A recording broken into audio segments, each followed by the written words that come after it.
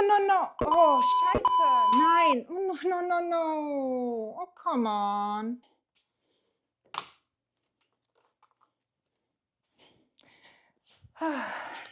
So, I kind of sort of messed up big time. I built something beautiful and, well, let me just tell you from the beginning. There's dirt on my hands, strong like a tree. There's roots where I stand. So a while back, I worked on an inlay project that I kind of messed up a bit. And since I had this big, beautiful pile of lumber sitting in my garage, I wanted to grab a few of those boards and create a new inlay end grain cutting board. I started by measuring and cutting the boards to size.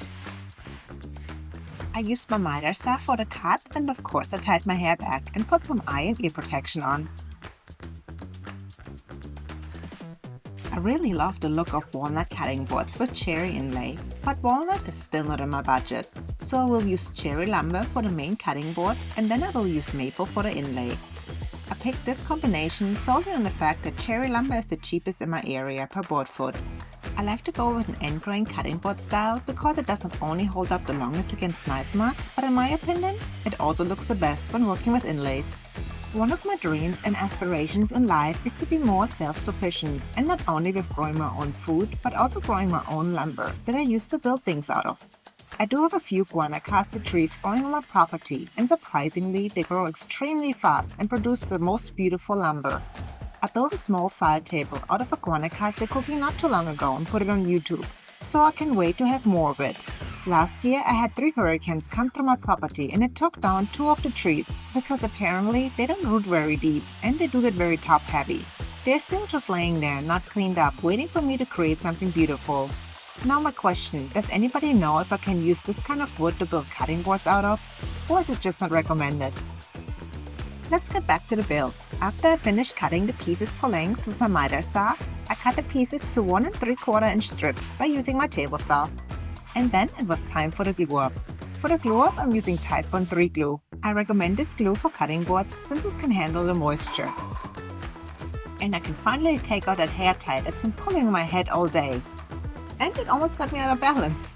And yes, unfortunately, I'm still working with this extra thick glue bottle. Usually I always run out of glue, but this bottle seems to be lasting forever. I used my handy dandy yellow spreader thingy to spread the glue to an even layer, and then stack the boards together and tighten the clamps. I follow the same steps for the maple glue up that will create the male inlay.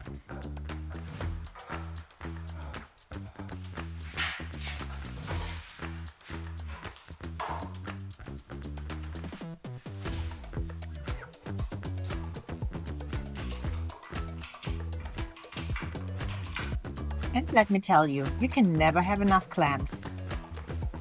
I will let that dry overnight and come back the next day. Well, it ended up to be 2 days later, and I already took off the glue squeeze out. This is the cherry and this is the maple one. For the next step, I needed my table saw sled to cut the pieces for the last glue up.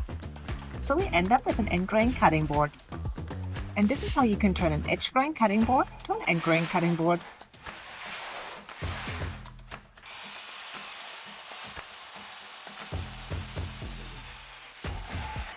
One last glue up for this project. I think glue ups are turning into my least favorite thing to do. And this thick glue really doesn't make it any more fun. Did I ever tell you how this glue ended up being so thick? Well, I suspect it was because I left it in a 100-degree workshop for a few weeks. Usually I like to store my glue, paint and stains in a temperature-controlled area. But I forgot and I got instantly punished.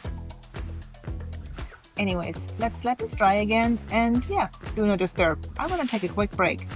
See you later. Later is now and another day has passed. This is turning into quite a project. I'm taking the pieces out of the clamps to remove the glue squeeze out and any unevenness. In case you wondered earlier how I got the pieces so nice and flat, there are many different ways. You have a planer? Use that. You have a belt sander? Use that. You have a CNC? Use that. That's what I did. While the CNC is working and paying its dues for the space it takes in my workshop because nobody lives rent-free, I went to my computer to design the graphics. saw this really cool graphic of an optical illusion online and wanted to recreate it on my cutting board. It looks like you're walking into a tunnel. So cool! I let the software create a cutting path and send it to my Shapeoko to do the rest.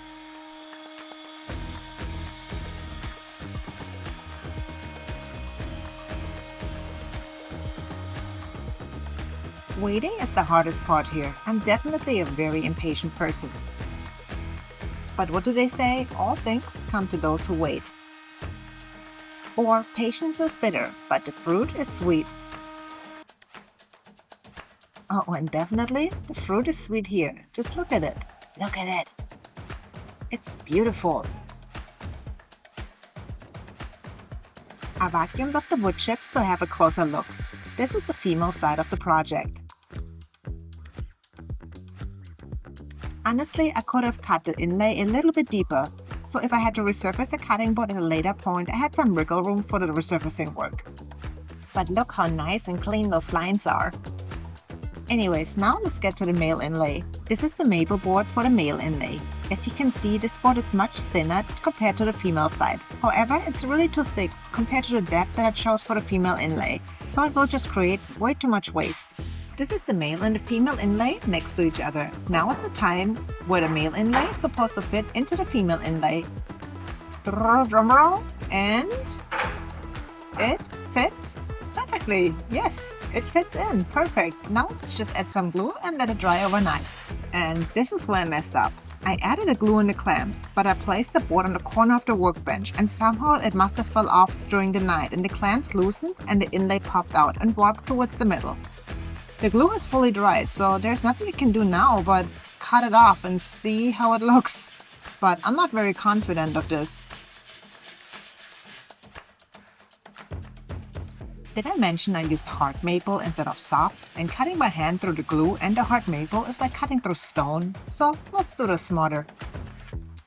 Let's have the machine do the work. I was thinking I need a name for my CNC machine. It does so much work around here, it deserves to be named. Drop me a name idea in the comments below. And the more it cut off, the worse it looked. Kinda what I was thinking. The male and female inlay were not inserted correctly and left gaps all over the board. It just looks bad. This board is not usable. It looks like a total fail. Considering I put so much work into this, it's kind of devastating.